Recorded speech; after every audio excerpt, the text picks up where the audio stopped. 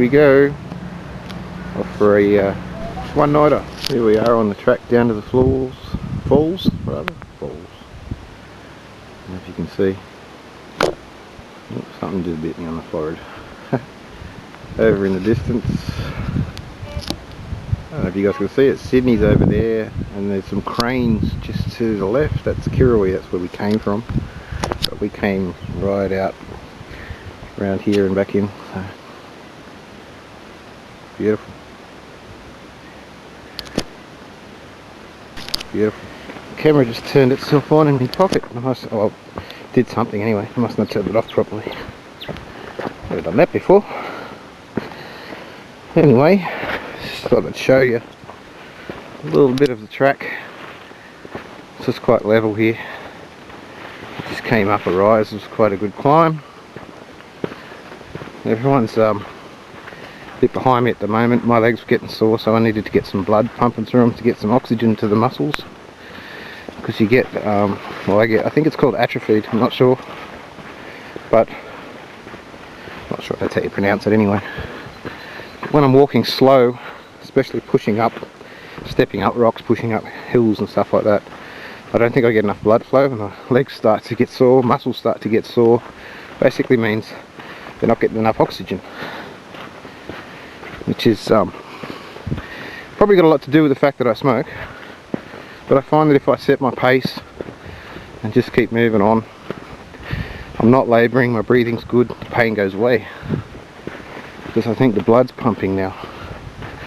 Whereas some people like to take it a bit slower, and that's all good. Take it as slow as you want.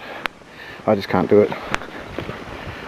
I need to just set my pace and stay at it, otherwise I'm in a world of hurt. So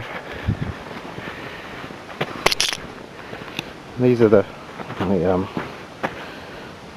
out of the shot. They're the markers we're following. They go both ways. They're either white or yellow. I've seen some orange markers, but I think that might be part of another circuit or track that uses part of this track. So, but basically we're following the yellow arrows. Oh, and everything in the Australian bush is prickly and sharp and wants to hurt you. And these overgrown paths, yeah, they're alright. Here's another one here. You can see it. So there's a white marker or a yellow marker.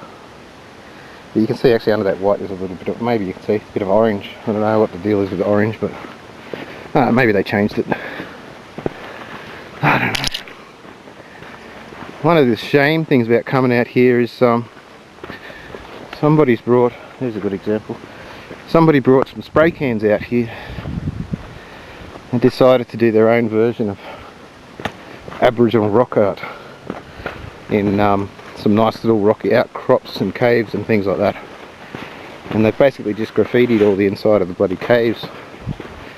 I mean, I don't know how immature you have to be for something like that to get you off or give you a thrill, but you know, to me it just shows, I don't know, it shows a lack of intelligence, a lack of respect, just stupidity really. I mean, the only person getting off on it is yourself. So, whatever, rocks your boat I suppose, but I just wish they wouldn't do it. Oh, track's worn away here. In the mud. Alright guys, we're not far off the campsite. I'm not sure, Sharon's leading, but I just walked ahead because my legs were hurting. And I'm still following the same blazes. So it's all good.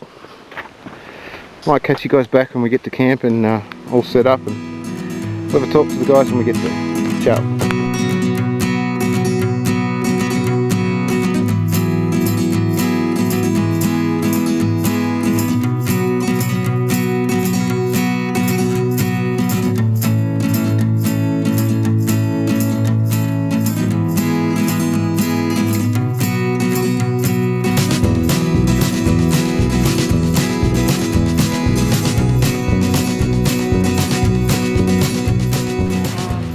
Hey Ma, what brings you out here? Normally, I normally go half My feet.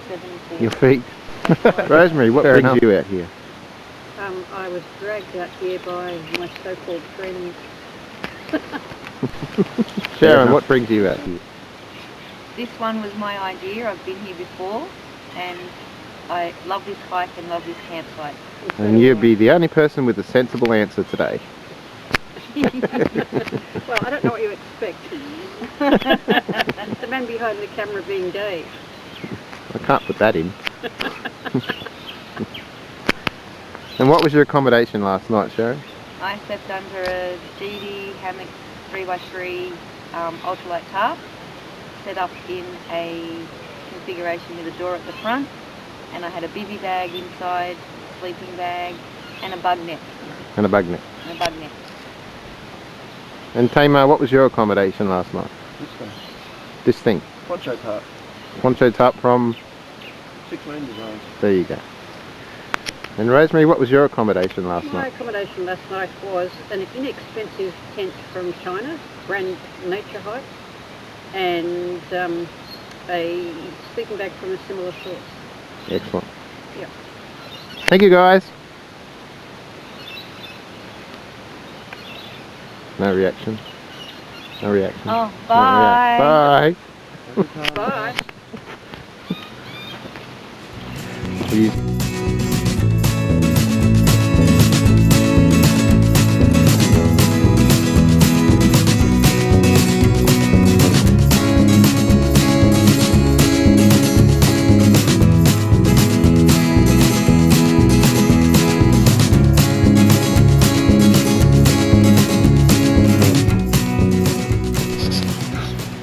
This is about the third cup of coffee this morning. It's well needed.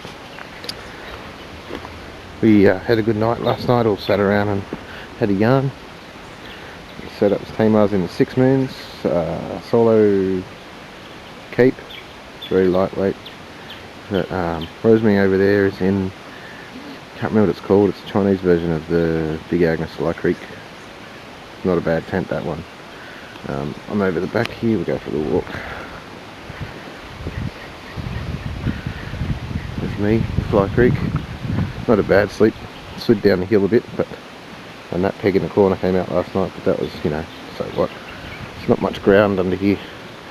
It's all rock. Sharon was in the DD, set up.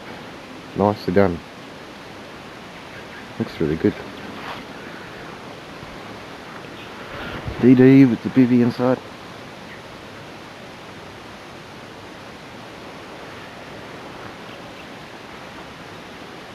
You see we've got kitchen stuff everywhere.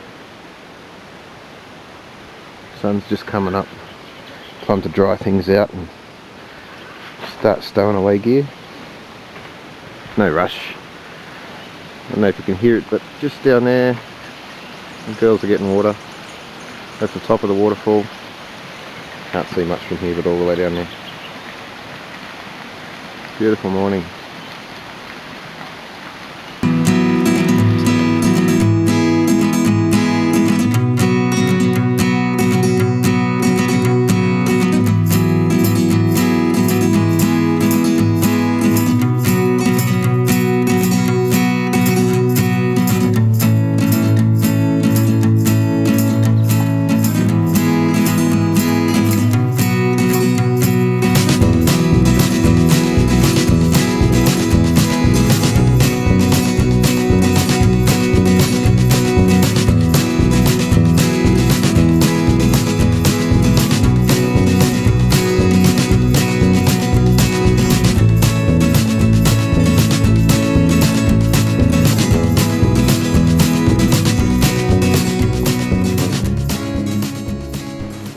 Oh, here we are on the way back home.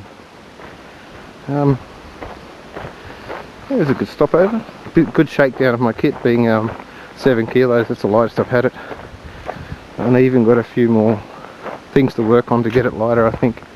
Mainly the big items like the sleeping bag and the tent. But yeah, feeling good today. Feel like I'd walked 20 k's today. Yesterday it was a bit of a shakedown for me because I hadn't been out in a while. But it's all good. Do not forget, guys. Like, share, subscribe.